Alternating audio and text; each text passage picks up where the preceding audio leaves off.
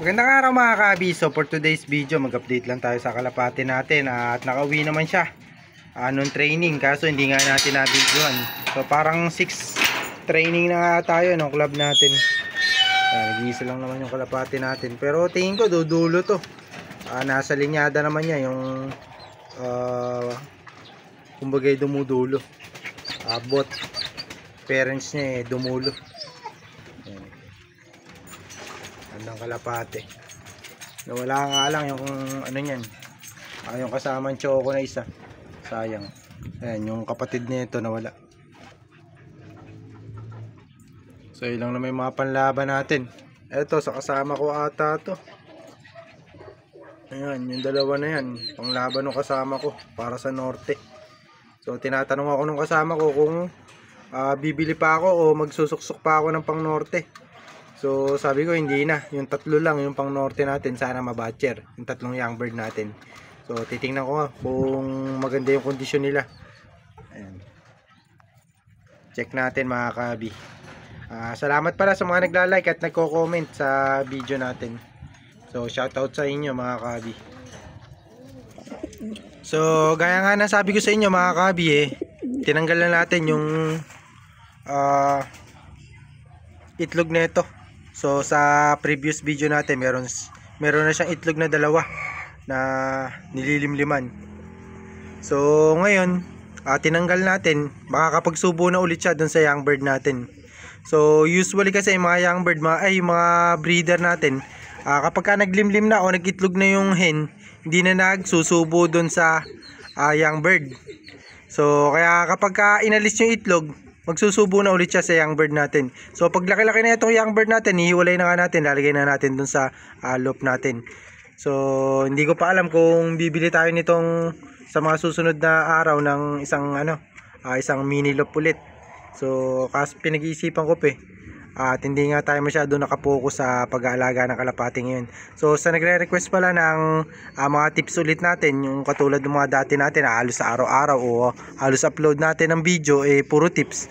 So ngayon kasi wala tayong masyadong maibigay na tips ngayon, kasi nga halos lahat nagawa naman natin, saka hindi rin tayo nakapokus ngayon sa kalapati. At bihira lang tayo mauwi, so sinusulit ko lang pag umuwi ako dito sa sa bahay. Nagbibideo tayo.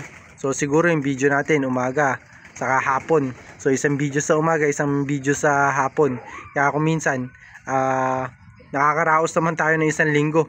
So kung minsan mga kabi, dalawang video lang sa isang linggo yung nagagawa ko. Sabado linggo, isa sa Sabado, isa sa linggo. So kung minsan isa lang, kaya madalang yung pag-upload natin. So kumbaga iniipon ko kasi yung video mga kabi para dire-diretso yung pag-upload natin, para kahit papano may napapanood yung mga viewer natin, mga matagal lang viewer sa atin na laging nagre-request, mini-message pa tayo sa tunay na FB natin kumbaga doon sa personal account ko mga kabi, mini-message ako na bakit di raw ako nag-upload pag matagal ako hindi nakapag-upload, mini-message ako. So ako hindi ako maka-reply kasi nga personal ko yun, FB ko, hindi ko ginagamit talaga pang reply yun sa mga nagme-message sa akin. So madalang ako kumbaga yung mga nakabili lang sa atin ng kalapate, yun lang yung kumbaga mini-message ko. Kasi nga kumbaga parang meron na kaming personal communication ng mga nakabili sa akin. Pag nag-chat sa akin, kuminsan nga nakakalimutan ko reply, hindi ko nakikita, hindi ko napapansin. So madalang din kasi tayo mag-FB mga kabi. Kaya pasensya na pala dun sa mga may message sa atin na nakabili sa atin ng mga kalapate. Hindi ko kuminsan hindi ko ma-replyan. So shout out sa mga nakabili sa atin ng kalapate. Ayan lang naman yung young bird natin. Tapos yung dalawa, so tatlo lang yung pang norte natin. So hindi mo na magsusuksok ng mga pang club ring ngayon. So puro comb ring lang yung isusuksok natin sa mga kalapati natin, para in case sa mga susunod merong mag-acquire ulit o gustong bumili ng kalapati natin, kahit papaano mabigyan ko ng mababang halaga, sa mababang halaga. Ayan. Kasi kapag mga panglabang ko mga kabi, matik yan, talagang hindi ko maibebenta sa inyo ng mura. Talagang medyo mahirapan kayong mag-acquire sa akin, kasi nga mga kabi, alam nyo naman tayo kahit na natatalo tayo libangan natin to. Talagang entry lang tayo na entry. Kahit na medyo mahal yung entry natin. Alam nyo naman sa entry pa lang umaabot, sabi ko nga sa inyo, 1,000 hanggang 2,000 kapag sinali nyo sa lahat ng pan race at saka mga karera. So yung mga pakarera ng club natin, pag sinalihan nyo lahat yun, umaabot nga ng siguro nasa 2,000 yung entry sa isang kalapate. Kaya ako mga kabi, madalang ako magbenta ng kalapate kasi nga na-entryhan naman natin ng sa ganung halaga, tapos ibebenta lang natin sa ganung halaga. So ako, mag-out man ako ng kalapate kahit papaano, medyo mataas kasi. Sa ngayon, magsusuksok tayo ng comring. So baka hindi natin, kumbaga makapag-out na tayo ng medyo mababa kasi nga, alam nyo naman, para rin sa mga gustong maka-avail sa atin. So hindi muna tayo magpo-focus sa karera ngayon mga kabi. Po-focus tayo sa one loop race sa mga susunod na panahon kasi nga nag-stock bird tayo. Alam nyo naman yun, breeding season na ngayon. Kumbaga pwede nang i-breed yung mga in-stock bird natin. So within 2 months, 2 months na lang ma-breed na natin yun. So katulad nito, pakita ko sa inyo. Ayan. So katulad nito mga kabi, ito yung in-stock natin na kalapate. So ayan, medyo mature na sila. So after 2 months siguro magagamit na natin to. Pwede na natin magamit yan. Ayan.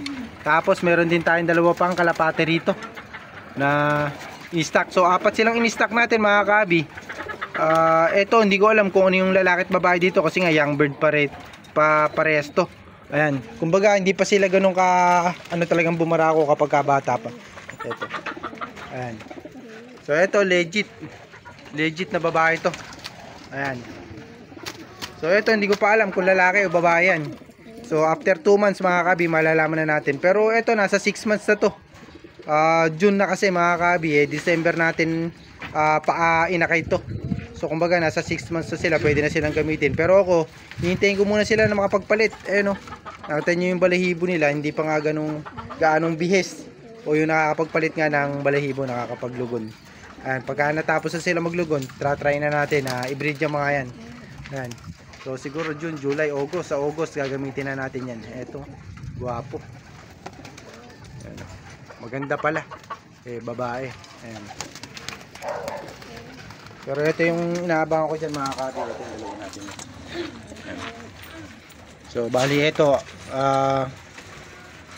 anak to ng 7th overall mga kabi, yung dalawa na to.